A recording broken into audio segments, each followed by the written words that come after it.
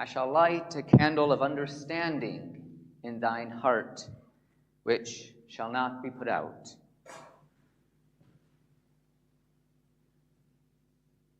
From the second book of Esdras, chapter 14, verse 25. Good morning. Good morning. Welcome to Cross Street Chapel's Sunday service. I'm grateful for your presence here, for those who've joined us in person, as well as those who are following, listening or watching from home or elsewhere online. And I hope that whatever it is that you seek in this space, if you're looking for a time of joy and celebration and laughter, a time of sorrow and repose and tears, a time to perhaps hear a few words of wisdom, maybe you've come seeking a chance to connect with one another or simply to rest with the divine. Whatever you've come seeking, I hope it will be found as well as a warm community. And for those here present, I can certainly say that that latter is certainly true. I know this congregation well, and I am proud of the warmth and joy that they bring to each other through the week. So we began with those words from the apocryphal tradition in the Bible. We turn now to some words from Jenny Jacobs to bring us further into worship. Give us room to deny ourselves so that we have the space to think of others and the means to help them. Give us room to express ourselves, room to grow, expand, flourish, be all that we are meant to be. Amen. And please join with me as we sing our first hymn in the Purple Book, number 20, Richard Jones, Come All Who Look to God Today, hymn number 20.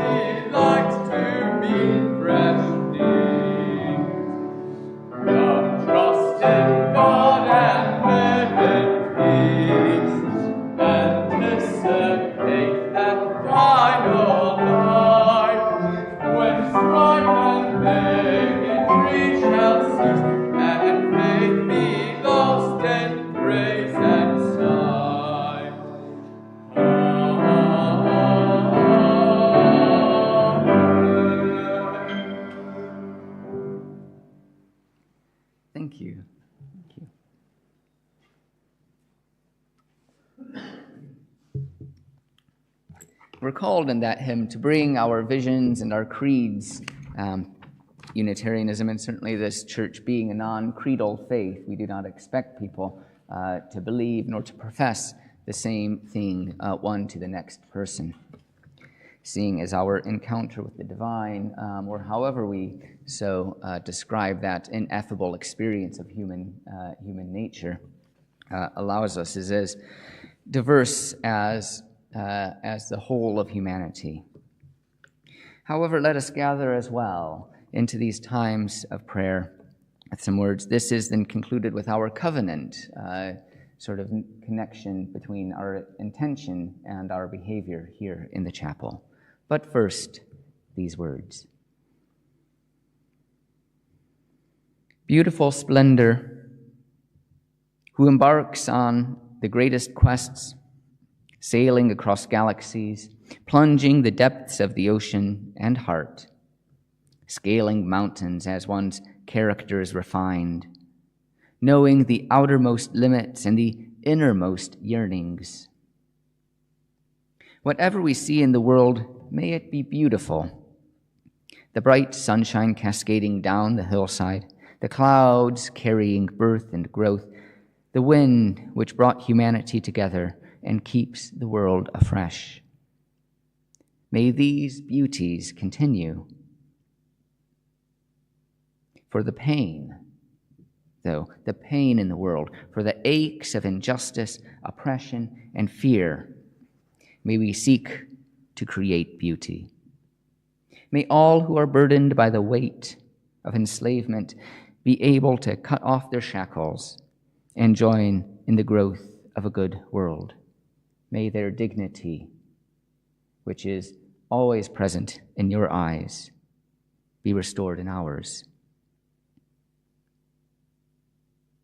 In our service today, may we recognize the beautiful in our lives and that which we can help to make beautiful, and the hope from which all action is born.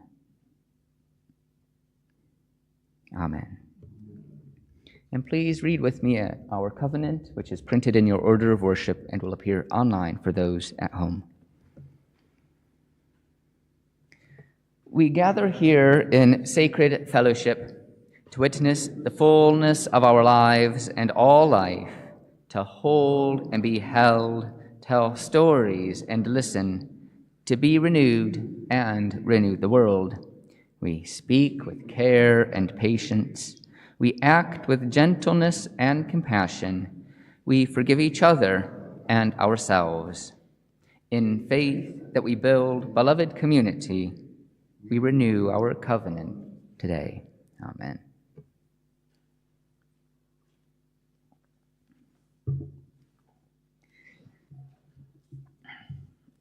I've been plunging recently, if you know, the past couple months, my childhood, to sort of share the stories and experiences of my own youth. So today is no different than that. I bring a poem which I don't think I actually did, but I know many of my classmates memorized in school when we were required to memorize some form of poetry. This is by Shel Silverstein, for those unfamiliar with him. He was really, really popular back in my day. I never thought I'd get to that point where I would begin services talking about, well, back in my day. He was really well loved. So this is, and I couldn't print the entire title because it's so long, but I just abbreviated it in the order of worship as well as online. The whole title is Sarah Cynthia Sylvia Stout Would Not Take the Garbage Out. Sarah Cynthia Sylvia Stout would not take the garbage out. She'd scour the pots and scrape the pans, candy the yams and spice the hams. And though her daddy would scream and shout, she simply would not take the garbage out. And so it piled to the ceilings. Coffee grounds, potato peelings, brown bananas, rotten peas, chunks of sour cottage cheese.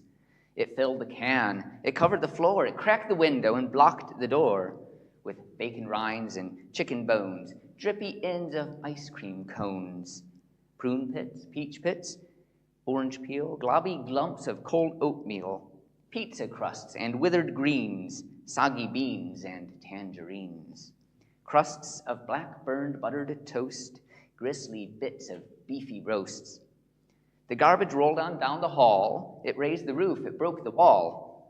Greasy napkins, cookie crumbs, globs of gooey bubble gum, cellophane from green bologna, rubbery, blubbery macaroni, peanut butter caked and dry, curdled milk and crusts of pie, moldy melons, dried up mustard, eggshells mixed with lemon custard, cold French fries and rancid meat, yellow lumps of cream of wheat. At last, the garbage reached so high that finally it touched the sky, and all the neighbors moved away, and none of her friends would come out to play. And finally, Sarah Cynthia Stout said, "Okay, I'll take the garbage out." But then, of course, it was too late. The garbage reached across the state, from New York to the Golden Gate. And there in the garbage sheeted hate poor Sarah met an awful fate that I cannot now relate because the hour is much too late. But children, remember Sarah Stout and always take the garbage out.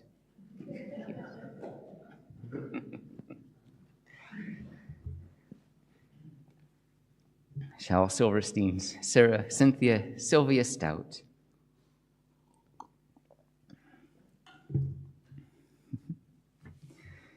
If you have any proverbial garbage that you need to get out of your system, you can share in the candles of joy and sorrow, as well as those beautiful moments in your lives.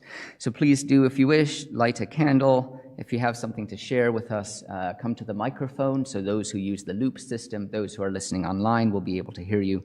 If you are online, please type into the chat box, and I will read your message out. You're, of course, as well invited to light a candle in silence, if you so wish. And as always, know that if you wish to remain seated, holding your life in your heart, that your presence here is enough. So I'm going to light a candle for two things. One is we're intimate and homegrown. My son Thomas, for those who might not have heard, he had croup this week, which afflicted him on Tuesday. He seems to be much better, and we're hoping he'll be able to return to school tomorrow. I think he's gotten very tired of spending the days with Mommy and Daddy, and I'm sure he's looking forward to returning to school. So it's a candle of care for him and for Catherine, and more widely as well, a candle to recognize those who are afflicted by the flooding in Libya.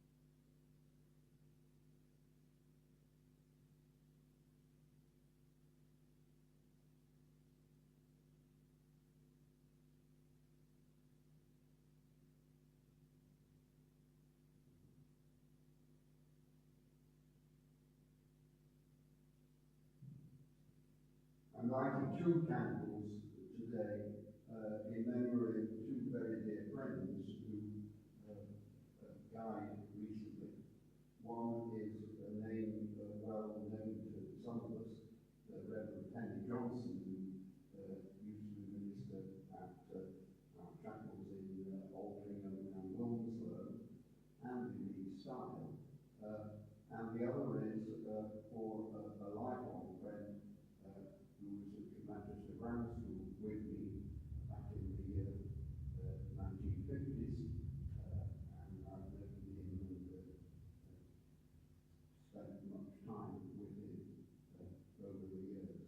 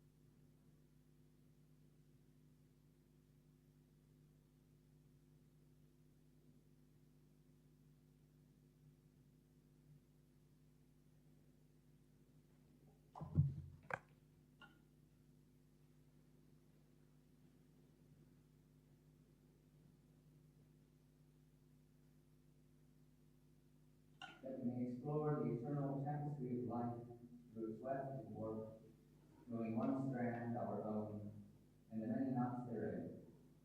That this knowing bears witness to the tragedies of life, and from this we find solace. That it bears witness to joys wherein we find community. That we may know all life as holy and all days as sacred. With gratitude, we say amen. Please join with me in singing our next hymn, number 41, and we'll go to 10 hymns from the Crush of Wealth and Power, hymn number 41.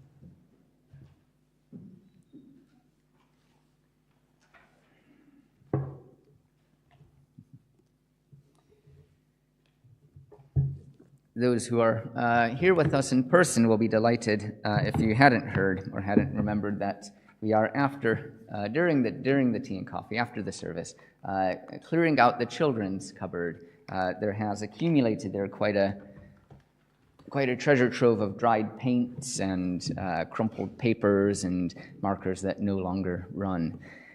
So just like Sarah, Cynthia, Sylvia Stout, it is our responsibility now to be taking that garbage out, and it's mostly, of course, trying to find the material that can still be used, the material that we might no longer need, but other people might benefit from. So it's not just chucking it all, but there's some discernment.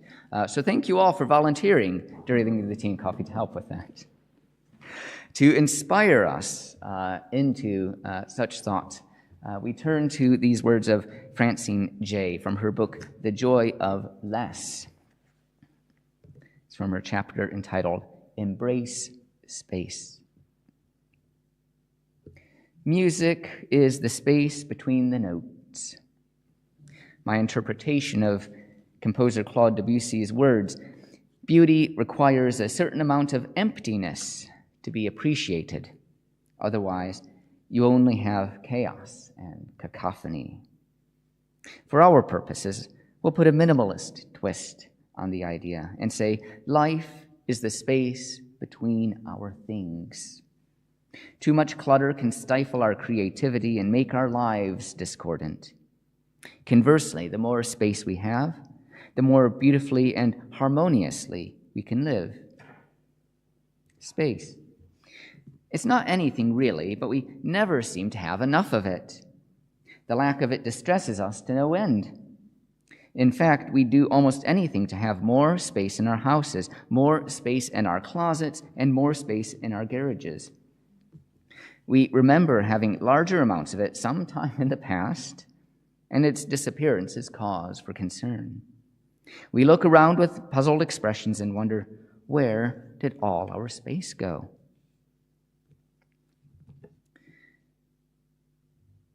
We don't need to fill all the space we have. Remember, space is of equal value to things, or greater, depending on your perspective. If you live in a 4,000 square foot house, you don't need to acquire 4,000 square feet of stuff. If you're lucky enough to have a walk-in closet, you don't need to pack every inch of it.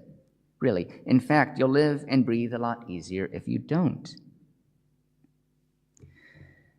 When we want to enjoy a pot of tea, we need an empty cup to pour it in.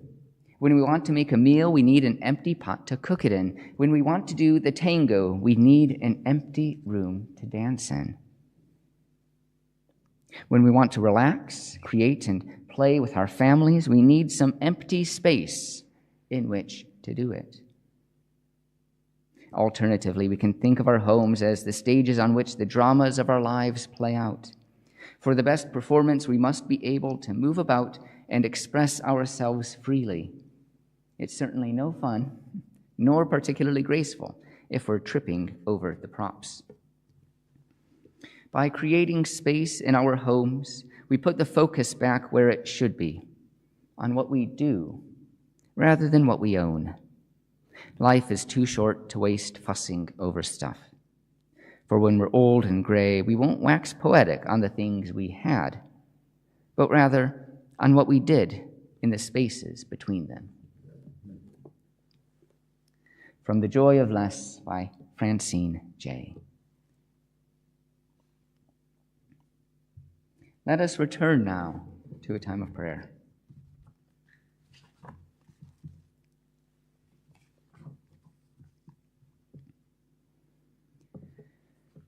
Let us play. In all that we do, let us play. In all of our work, let us play. In all our searching, let us play. In our relationships, let us play. In our joy, let us play. In our pain, let us play. Let us learn the rules, uncover the great laws of the universe.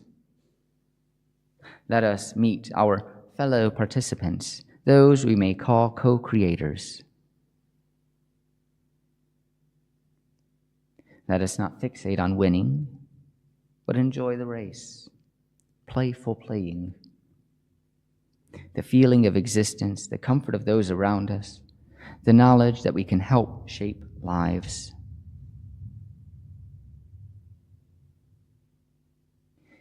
In our gardens of Gethsemane, let us play. Around our crosses, let us play. Let our play be as a prayer, and let our prayers be playful. Amen. And so we now enter into a period of silence for reflection, meditation, contemplation, and personal prayer.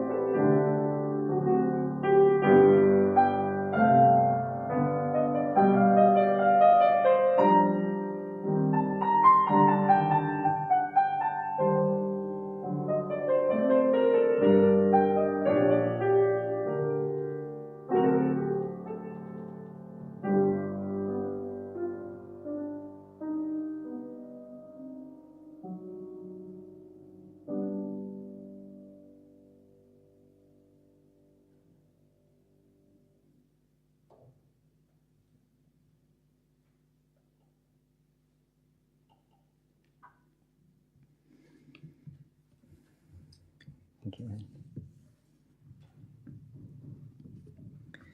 We turn now to our next hymn in the Purple Book, number 65, How Good It Is, What Pleasure Comes, by Ruth Duck, hymn number 65.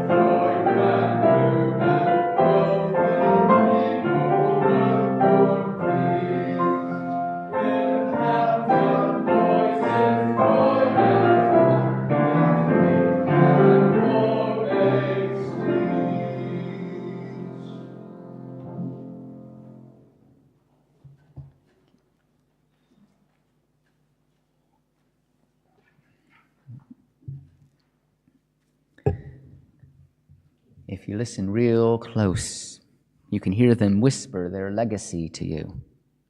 Go on, lean in, listen. You hear it? Carpe. Hear it? Carpe. Carpe diem. Seize the days, boys. Make your lives extraordinary. This is one of Robin Williams' lines from the film Dead Poets Society, for those who may remember it. A film where he helps young men at a grammar school understand the life beyond facts and figures. He seeks to imbue them with poetry's soul, not just its meter and meaning. And at this point in the film, which is quite early on, he is showing them a photograph of a previous class who have long since disappeared. The drive is that we live on borrowed time, and so we must carpe diem, seize the day, in order to accomplish what we want. I'm struck when I think of this scene by its quietness. Seize the day. It's a grand exaltation, isn't it? It's an epic command, a call to move mountains. But no, it's done with an intense quietude as they huddle one over another, scrambling to look at their intellectual ancestors. You can hear them whisper the legacy to you. Robin Williams says, lean in. All language evoking a still, very still and small voice. Imperceptibly small, likely unheard by many. Many of us with commitments and obligations and adulthood to contend with. Many of us with our committees and groups and balance sheets and uncounted stresses. Many of us with the trappings of time and space-saving devices that somehow leave our houses more cluttered and our lives in more of a hurry. How often do we hear that imperceptibly still, small voice? We should be a place here for people to encounter that, to sit in reflection as if resting near a lake, undisturbed by even a rustle of wind. And for many, we do achieve something akin to this. But within our space, there are still areas that disturb this calm. that could be clear, clean spaces for the imagination. We're not alone as a chapel in hosting some unkempt rooms. Churches are, in a way, magnets of clutter. We accumulate the records and treasuries of our closed siblings, the forgotten items left over from groups who used to make up the ledgers of our lettings.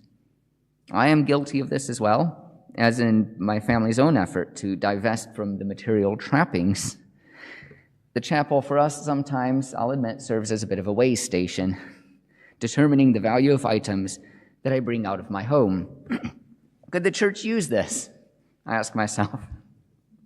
And once again, something is moved into my vestry, where it waits patiently for some new adventure or employment, though more often than not, just sits there. As helpful as I might consider these items when I haul them over here, we might be better off without them. Francine J. reminds us that empty space should be considered no less valuable than the items which may potentially occupy it. That we should begin valuing the emptiness between life's objects as just as treasured as the objects themselves. A cluttered dance studio would be no place to dance. An art studio that has no space for an easel or model would have limited value. And a church filled with so much stuff that the parishioners could not even enter would be a difficult place to pray. A room filled completely with items leaves no space for the bodies. A floor that has every square inch occupied has no room for dancing. Nor should we consider this a merely practical exercise. Mary Kondo, in her exploration of tidiness and clutter, brings a distinct spirituality to the exercise. Not simply seeing if something sparks joy, as she is well known for saying, but also for the ritual acts that she encourages people to take, acts which can purify their homes, drawing from Shinto and other practices. It's not to say that we should be austere. Chapels need storage for the ephemera that comes with faith, practical items like sound systems and music stands, ritual elements like communion ware, festive decorations, and, yes, children's activity books. The latter is what has inspired these thoughts. Important objects infused with meaning and significance for our group should be respected and given a pride of place. Material that obstructs and hinders their use should make way for their focus. Just as that artist studio needs space for the graceful dance of the brush, so too does a church rely on the free and graceful movement of the practitioner's spirit. And so too should we have material ready for children to explore their own inner thoughts through painting, games, and books. It would be a disservice, though, to remain solely in the material world this morning. We might find clutter everywhere in our lives. Sylvia Ostertag, in her book Living Silence, explores aural clutter, silence versus speaking. To sit in silence and really do nothing is no small challenge when you do not happen to be sitting in a beautiful old church or pausing in the wood listening. Of course, we are in a beautiful church, not too old, but a beautiful church. We may still find our minds fixating on some upcoming task, stuck on some past regret, or otherwise occupied. Ostertag continues, putting your hands in your lap is not too difficult, nor is keeping your mouth shut for a while. But to still your feelings and silence your thoughts is a different matter. And for silence, this is crucial. Not, of course, because it is bad to feel and think. It would be very good to be able to feel more deeply and to think more clearly. It would be very good, too, not to be utterly taken over by emotions or distracted by involuntary thoughts, but rather to create new thoughts out of a felt connectedness. Silence cleanses our emotions and thinking of compulsive identifications precisely because feeling and thinking remain quiet during this time. It is for this reason that from time immemorial, different spiritual traditions have developed helpful methods for sitting in silence. Common to them all is the aim of bringing your object-fixating consciousness into silence, of completely silencing your ordinary waking consciousness, so that when sitting, you may find a connection with the foundation of your being deep in your soul, and thereby wake up to your original oneness with all that is. We might also move from Ostertag to Kent Nurburn. The silence is profound this morning. It is not pretentious. There seems to be nothing in the waiting. It is a gentle silence, liquid and pastel, a shimmer on still waters. No meditation better clears the mind than to listen to the shape of the silence that surrounds us. It focuses us on the thin line between what is there and what is not there. It opens our hearts to the unseen and reminds us that the world is larger than the events that fill our days. Into this morning's silence comes the first call of a bird. I listen carefully. It cuts through the silence like a rainbow through the dawn. Ostertag points out the challenges, Nurburn the beauty. We gain so much from silence, and we see it as so beautiful. Why should it be so difficult? Why do we fill the empty spaces in our house with items? Why do we fill the empty hours of our day with doom scrolling? Why do we fill the clear thoughts in our heads with preoccupations and fears and regrets? Why do we fill the silence with discordant noise? I think it is because of the potential to do good work, to be accountable for our success, the potential to be a good ancestor, the potential to truly listen to the marginalized, the potential to better serve our wider community, the potential to seize the day, carpe diem. These are all great things, though. Why would we try to halt this potential? We should take note of Marianne Williamson's words, that our deepest fear is not that we are inadequate. Our deepest fear is that we are powerful beyond measure. When faced with the incredible potential of our lives, it is natural to feel that sense of inadequacy, that still small voice, that guiding force within our conscience. We hear it and we suddenly feel infinitely smaller. This is part of the religious experience for many people, a sense of the vastness of the world and a sudden awareness of our meager place in it.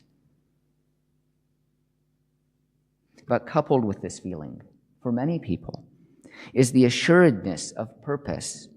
We might feel like our place is one amongst billions, but there is a place. There is something we can do. Now, if only we can give ourselves the space and the time to do it. By building our space, we acknowledge the significance of emptiness as defined by our walls.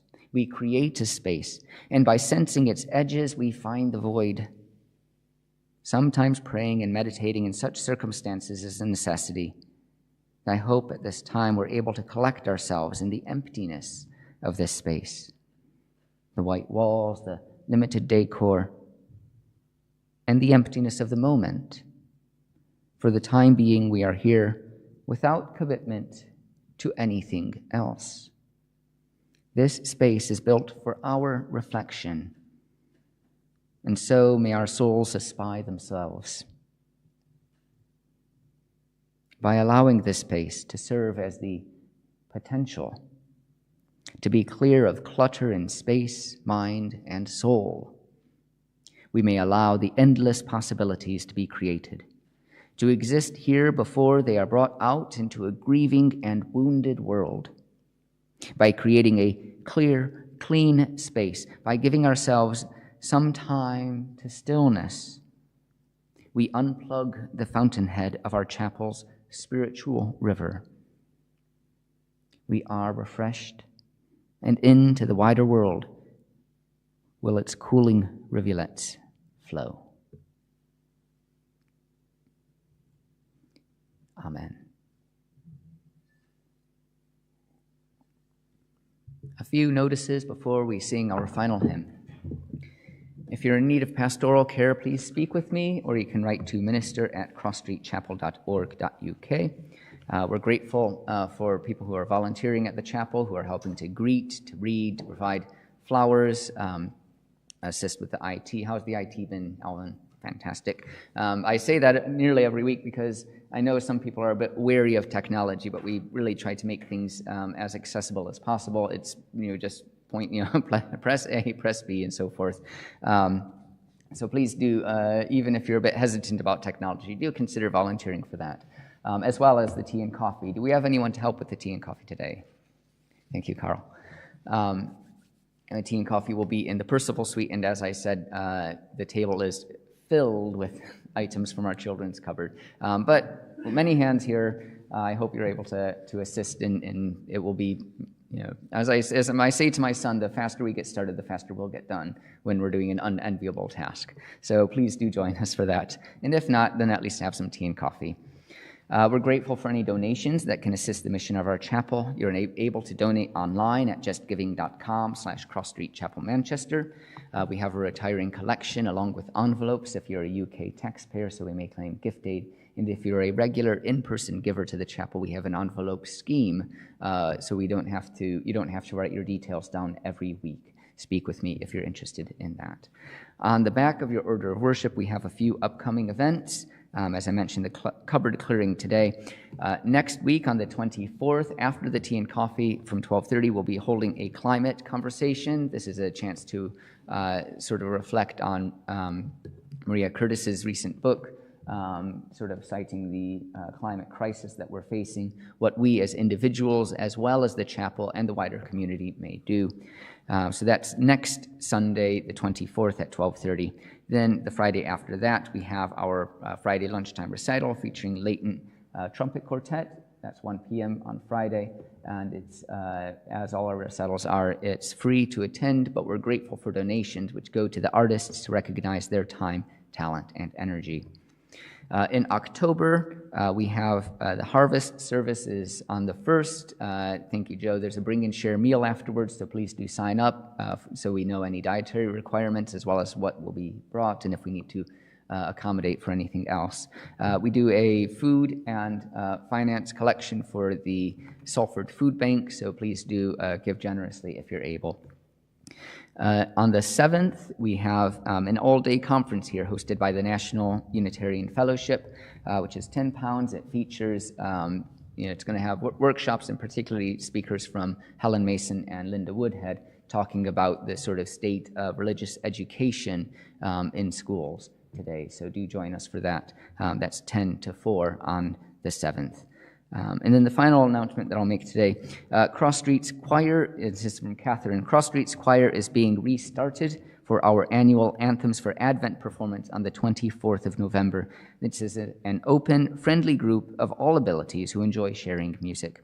If you enjoy singing or think that you would like to join us, please write to our music director, Catherine, at music@crossstreetchapel.org.uk to express your interest. So that will be the 24th of November, and there are several dates in the diary for meeting up and practicing the music. So do write to her if you're interested in singing. Are there any announcements from the congregation? Let us then sing our final hymn, number 68, Kate Compton's I Dream of a Church, hymn number 68. Thank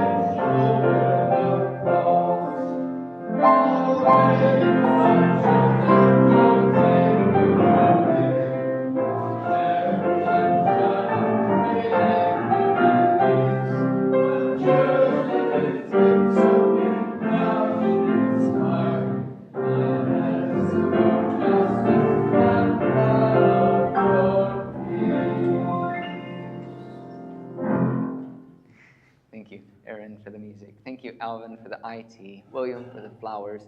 Thank you, Carl, for the tea and coffee that we're about to enjoy. Robin for greeting, and Sonia and Tina for helping to set up and prepare today. Thank you to all of you for creating and sharing worship today. We close with these words of Angela Mayer. We are blessed with an abundance of good things, for we which are truly thankful, as long as we remember them. We are privileged with great freedom and power, for which in return we act with responsibility. We are lucky to have shared this time and space together, because we are lucky to have each other. May the spirit of this place and these friends go with us into this busy city. Amen.